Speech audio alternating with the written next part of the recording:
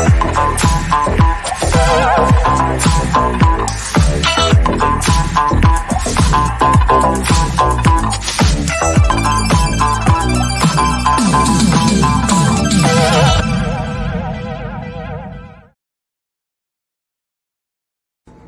this is Eva with Teens in the Driver's Seat Teen Advisory Board. Thanks for attending today's session. Here are some tips to help make this session a great experience. We are committed to saving lives and reducing crashes on our roads and request each participant commit to connecting to our event from a safe location. Please do not connect while driving or operating any form of machinery. First, notice the panel to the right with several tabs. Here is where you can chat, ask questions, retrieve handouts, and see answered polls. The chat is public and you are encouraged to say hello and answer any prompts that appear there. If you have questions, post those in the Q&A window. Any handouts can be downloaded from that tab, and finally, poll questions will appear directly on your screen. The presenter invites questions. Type those into the Q&A window anytime. The prize drawing for a $50 gift card will be held at the end of the session. Make sure you stay on for that. Finally, at the conclusion of the webinar, please complete a very quick survey for this session, which will help the presenter and us improve in the future. Enjoy the session! Hello and welcome. My name is Paula Barron and I'm one of the TDS Teen Advisory Board members with the Teens in the Driver's Seat program. Our next presenter is Buck Russell from Union Pacific Railroad with a presentation about rail safety. Buck Russell, Senior Supervisor, Public Safety, Union Pacific Railroad, and works to prevent highway grade crossing collisions and trespasser incidents through education, enforcement, engineering, and community outreach. Buck is a part of a 4-person team that focuses on promoting public safety across Union Pacific Railroad system, which encompasses 23 states, 32,000 miles of track. The team works with federal, state, local governments, and external safety partners to address driver behaviors and prevent trespasser incidents. Buck started his career with Union Pacific Railroad as a locomotive engineer 23 years ago. Prior to joining Union Pacific, he served in the U.S. Air Force and a police officer in South Texas. Please help me welcome Buck Russell.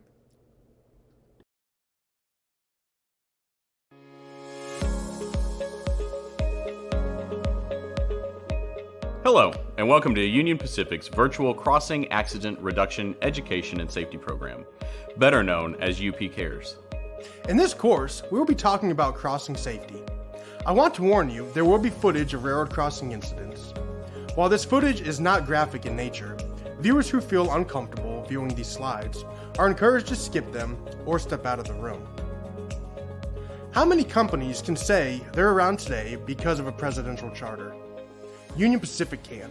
In 1862, President Abraham Lincoln signed the Pacific Railway Act, which authorized the Central Pacific Railway of California to build a line east from Sacramento. At the same time, the act chartered the Union Pacific Railroad Company to build west from the Missouri River.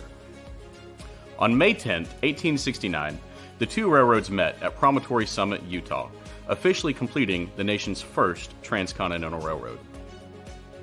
Union Pacific's network is comprised of 32,200 miles of track spanning 23 states, everything west of the Mississippi minus North and South Dakota. Union Pacific cares about the communities in which we serve and partners with organizations such as Safe Kids Worldwide, TTI or Texas Transportation Institute, and many other nonprofit and civic groups, as well as law enforcement to promote rail safety. We accomplish this through providing education on railroad safety, engineering the safest and most reliable rail network, partnering with law enforcement agencies for enforcement initiatives that give us an opportunity to talk to drivers and pedestrians about the choices they make around the tracks. In 2019, 55% of Union Pacific's crossing incidents occurred at crossings with active warning devices, and 22% of incidents were the results of drivers going around or through the crossing while warning devices were activated. Think about that. All of those incidents were preventable. Despite those startling statistics, education initiatives and training courses like this one are making a difference. The number of vehicle-train collisions have been cut in half over the past 20 years. The video you are about to see is an example of the impact of risky driver behavior. Pay close attention to the left side of your screen and notice the short amount of time that a train crew has to respond to a traffic threat.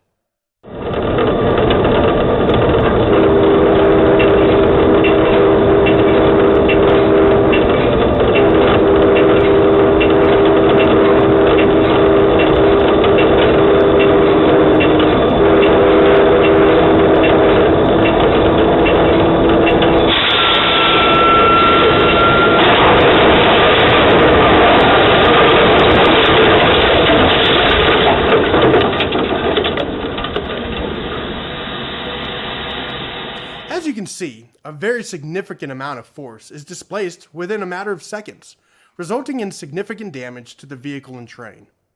According to the FRA, or Federal Railroad Administration, 94% of railroad crossing accidents are the result of risky driver behavior. As you saw in the previous video, train crews often have mere seconds to respond to a situation they observe. Statistics show that most trains can take a mile or more to stop. In this next video, you will see the result of a driver who disregards active warning devices and also fails to recognize that when two tracks are present, that means two different trains could be approaching.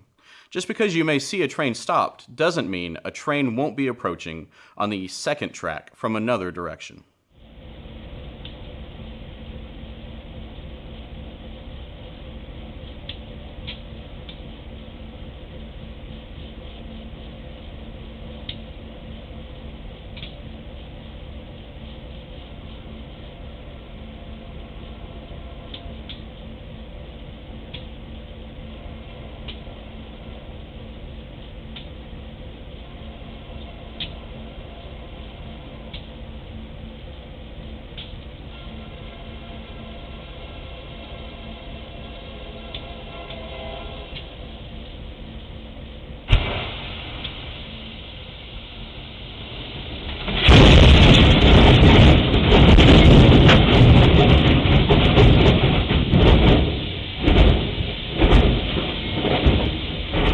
UP partners with multiple educational establishments and local civic groups to help ensure that the railroad safety message is delivered to a wide array of audiences to help achieve our ultimate goal, zero crossing incidents. Through numerous public safety campaigns, UP strives to be a part of every community where our employees live and work, and to provide a variety of platforms for multiple audiences of all backgrounds to talk about rail safety. The FRA requires audible warnings when a train is approaching designated railroad crossings. This isn't always the case in designated quiet zones. This warning will typically initiate approximately 1/4 of a mile from the crossing and will continue until the train occupies the crossing. Quiet zones are specified areas where specific standards have been met to aid in the safety of the crossing without the use of a train horn. Some quiet zones are a 24-hour zone, while others are partial quiet zones, meaning there will be periods when the train horn is still sounded. It should be noted that train crews can still sound the horn if they felt it necessary for safety. The ultimate decision for quiet zone designation rests with the FRA. Public road authority signs, like the ones you see here, are not installed nor maintained by the railroad. If you ever observe one of these signs or pavement markings is missing, contact the city, county, or state responsible for the maintenance of the road. Here are a few examples of signs that are maintained by the railroad that is responsible for the crossing. If you ever observe any of these signs missing or damaged, contact the railroad responsible for the crossing. Located at every crossing, you will find 2 emergency notification system signs, or ENS signs. Each sign has a unique identifying DOT number as well as the emergency contact number for the railroad responsible for the crossing. In the event of an emergency, please locate one of these signs and report the incident to the railroad dispatcher. In the event your vehicle is stuck or fouling the tracks and there is an oncoming train, immediately vacate your vehicle. Run away from the tracks at a 45-degree angle in the direction of the approaching train. This will keep you safe from any potential debris. And finally, call the railroad or 911 immediately.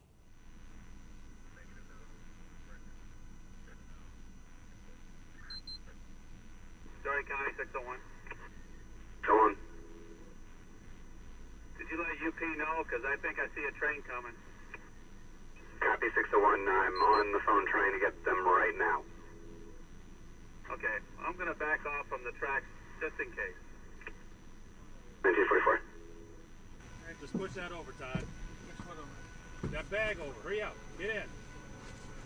Are you in? Yep.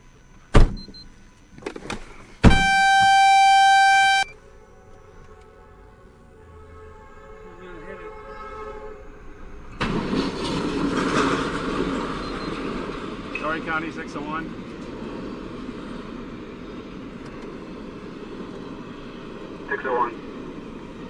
The train just demolished the car. We're okay. Would you get a hold of 602? Let him know he's going to have to come in early, please.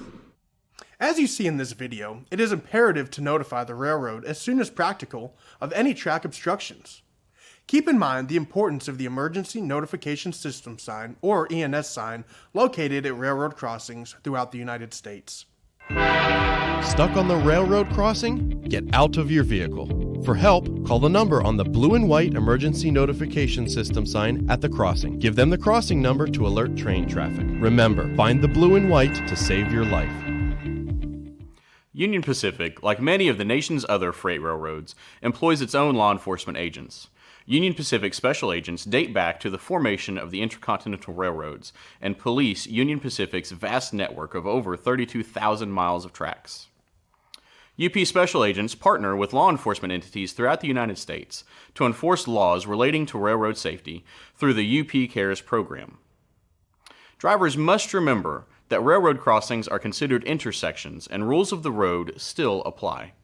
Drivers are required to yield to trains at crossings and should drive with due regard to their safety as well as any trains in the area. Being in a hurry can have fatal consequences. You should always remember that trains can travel in either direction on any set of railroad tracks, and drivers should always have 360 degrees of situational awareness when approaching railroad tracks.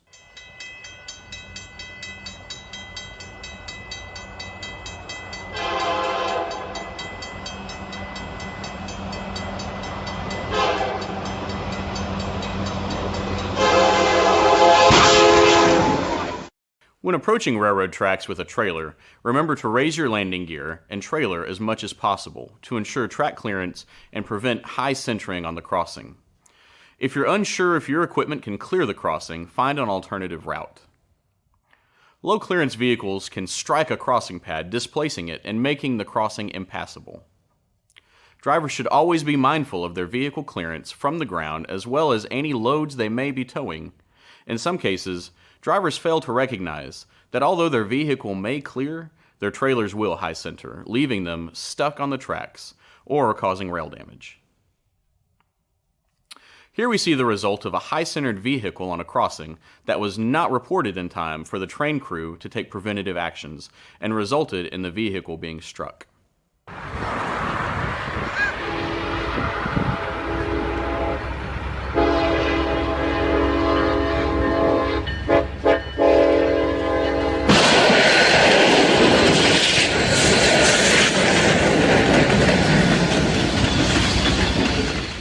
They can also cause a dangerous misalignment on the tracks, which can result in time-intensive repairs.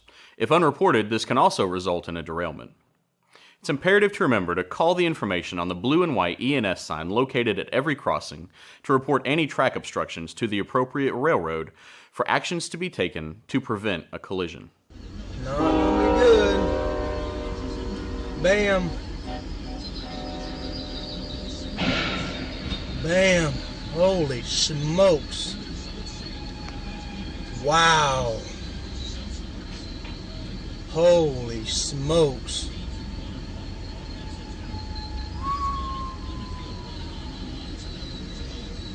Whoa.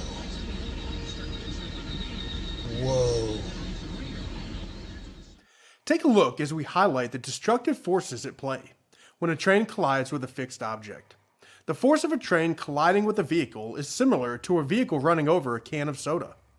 You now will have the opportunity to hear from an actual UP crew member as far as what they experience on these types of incidents. Hello, I'm J.P. Fisher, conductor and engineer for the Union Pacific Railroad.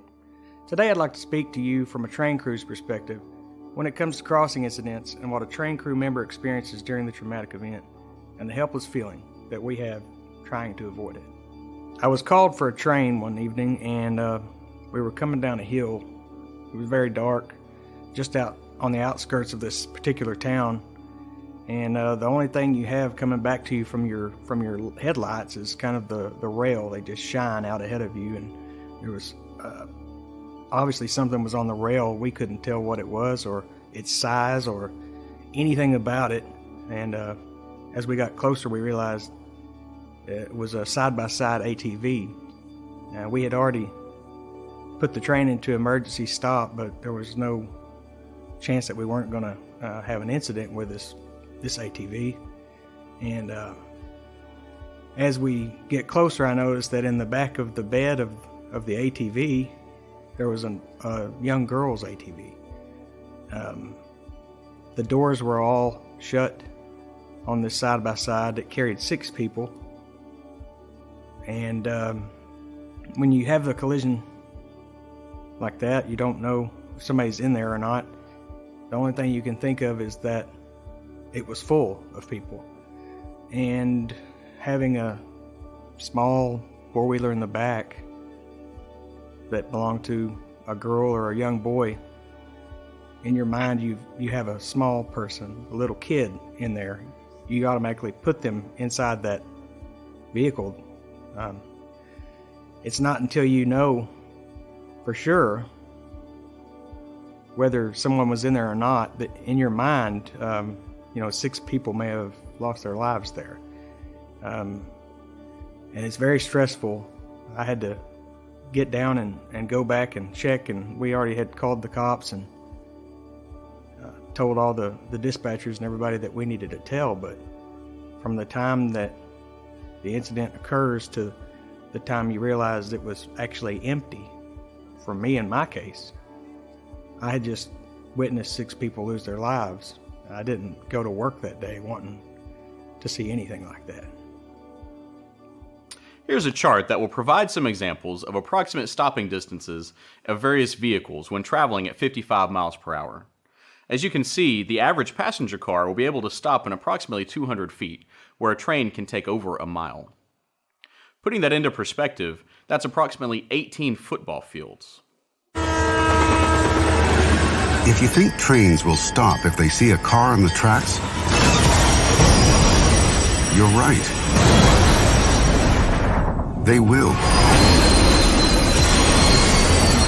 About a mile after they hit you.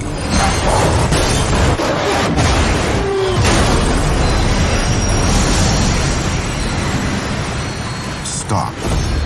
Trains can't. In this video, you will see the results of a distracted driver disobeying active warning devices.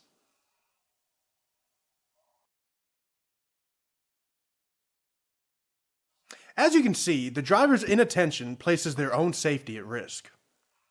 It's not only dangerous to stop on railroad tracks, but in most cases illegal. Most states have laws in place that make it illegal to stop or park on railroad tracks. These violations are often accompanied by citations and fines. In this video, you will notice a vehicle stopped on the tracks at a short stage crossing where the driver attempted to cross with insufficient clearance on the other side, leaving the driver with nowhere to go.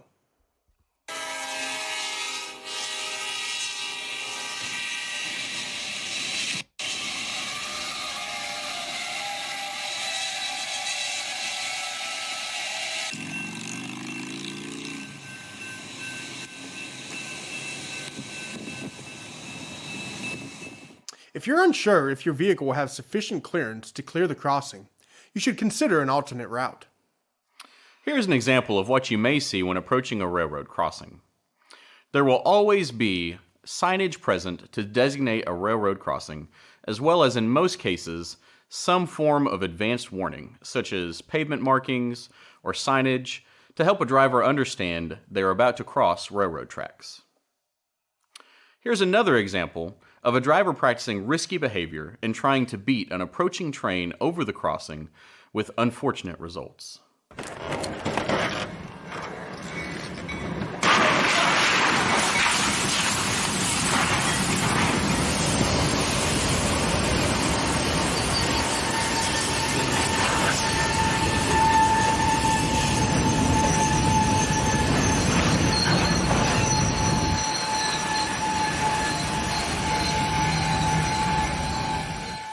These are various types of active warning devices you may see at a railroad crossing. These are examples of warning devices that activate as a train approaches to offer advanced warning. You should note that not all crossings will have active warning devices, and still exercise caution at a crossing, even if lights are not activated. There will also be the blue and white ENS signs present on these devices. In the event you ever observe a malfunction on this type of equipment, please call it in for a technician to come inspect the device to ensure it is working properly. Here you will see examples of passive public crossings. Notice that these crossings do not have active warning devices. They will consist of a crossbuck, yield sign or stop sign, and 2 blue and white ENS signs. These crossings will not have an advanced warning system, meaning drivers should look and listen every time before they traverse these crossings. Private crossings are similar to passive public crossings in the fact that they do not have active warning devices. These crossings will be marked similarly to the passive public crossing, except they will be denoted as a private crossing and will not have active warning devices. Drivers should remember to look and listen before traversing this type of crossing as well. In the event of a large equipment move, parade, or other large event that may be crossing over the tracks, please consider using a flagger. Union Pacific Railroad or another service will provide a flagger for any crossing who will be in communication with trains and will temporarily close the crossing until the train clears. Please keep in mind that these services will be at your expense. It's not just drivers that need to be alert. Most people do not realize that walking or standing on railroad tracks is prohibited, regardless of train traffic. While it may seem at the time like a great photo opportunity, several trespassers are struck by trains every year while trespassing on railroad tracks. The only place someone should cross the tracks is at a designated railroad crossing. Remember to remain vigilant when you are in the area of railroad tracks and eliminate any distractions, such as using headphones or mobile devices, so you can focus on safety. We want to leave you with this. Kelsey Webster, Essa Ricker, and Savannah Webster decided to take some close-up selfies with trains, not realizing a train was approaching from the other direction on the track they were standing on. The approaching train's headlamp is seen in the upper right-hand corner, and this is the last photo that any of these young girls ever took. The train crew recalls blasting the train horn and trying everything they could do to stop, but they weren't able to get the girls' attention or stop in time. This is a tragedy that could have been avoided, and it's why we are so glad you spent time with us today. Please take what you've learned and share these life-saving lessons with your family, friends, and neighbors. Please feel free to reach out with any further questions or to request an in-person presentation. Thank you for watching.